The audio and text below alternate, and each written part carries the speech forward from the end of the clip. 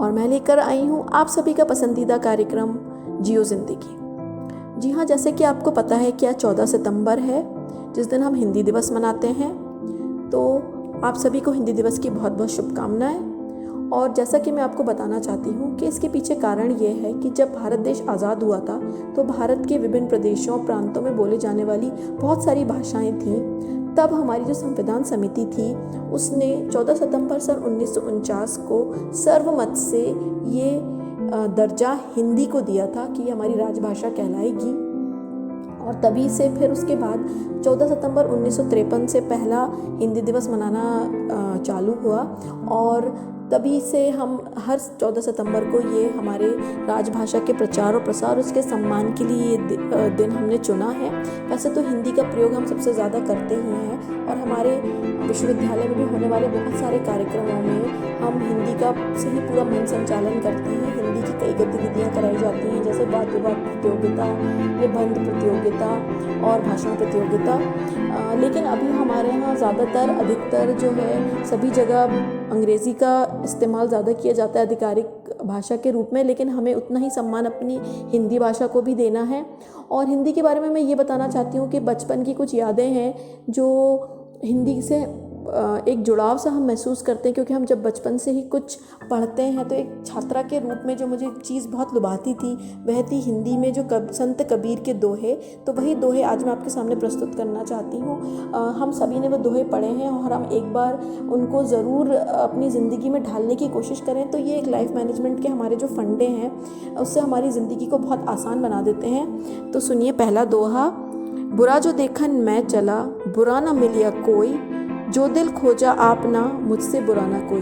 जी हाँ, संत कबीर जी के खजाने में से ये चुनिंदा जो दोहे हैं, इसमें एक दोहा ये है कि हम दूसरों में बुराई हमेशा ढूंढने की कोशिश करते हैं, सबकी कमियां निकालने की कोशिश करते हैं, लेकिन अगर हम अपने अंदर झांकें तो हमें लगेगा कि मुझसे बुरा तो कोई भी नहीं है, मेरे अंदर भी बहुत सारी कमियां हैं, तो मुझे उनको सही करने की बहुत अधिक ज़रूरत है।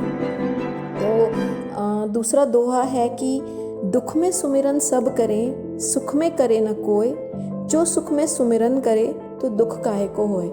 जी हाँ, संत कबीर जी ये बताना चाहते हैं कि हम परमात्मा की प्रार्थना करते हैं या उससे दुआ मांगते हैं जब हमारे पर कोई आपदा आती है, कोई विपदा आती है या कोई परेशानी आती है, लेकिन जब हम अच्छे समय में होते हैं तो हम अपने ऊपर वाले को भूल जाते हैं। तो अगर हम सभी अपने समय में हमेशा याद रखें, हमेशा परमात्मा को याद करते रहें तो हमें कोई दुख होगा ही नहीं, चाहे अच्छा समय हो चाहे बुरा समय हो। और एक और दोहा जो मेरे दिल के बहुत करीब है। काल करे सो आज कर, आज करे सो अब, पल में प्रलय होएगी, बहुरी करेगा कब। जी हाँ, ये एक बहुत ज़्यादा पसंदीदा और एक मशहूर दोहा है जिसमें कबीर जी ये कहते हैं कि हमको काम टालने की आदत है, आज का काम हम कल पे और कल का परसों पे टालते हैं, परंतु ये हमारी ज़िंदगी का कोई भरोसा नहीं है कि कब हमारी ज़िंदगी ख़त्म हो जाए। तो हमें अपने सारे कार्य जो है वो समय पे कर लेना चाहिए। बहुत ही सटीक दोहा है ये भी। और अंत में एक और मैं आपको बताना चाहती हूँ। साईं इतना दीजिए, जामे कुटुम समाए, मैं भी भूखा ना रहूं, साधु ना भूखा जाए। जी हाँ, संत कबीर जो हैं इस दोहे के माध्यम से बताना चाहते हैं कि हम हमेशा ये प्रार्थना करते हैं कि हमारे झोली में या हमारे घर में इतना तो धन हो कि अगर कोई गरीब या कोई मेहमान हमारे घर पे आए तो मैं उसका अच्छे से स्वागत कर सकूं और वो कभी भी भूखा ना रहे।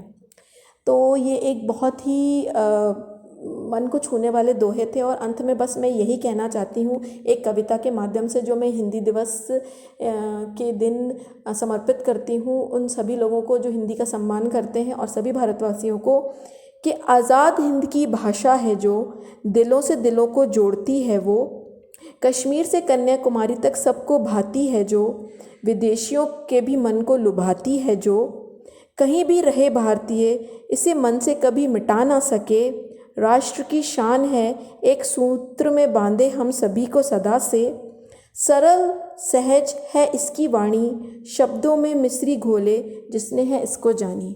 जी हाँ, इसी के साथ मैं अपने कार्यक्रम को यहीं पे समाप्त करती हूँ और अगले एपिसोड में आपसे फिर मिलूँगी।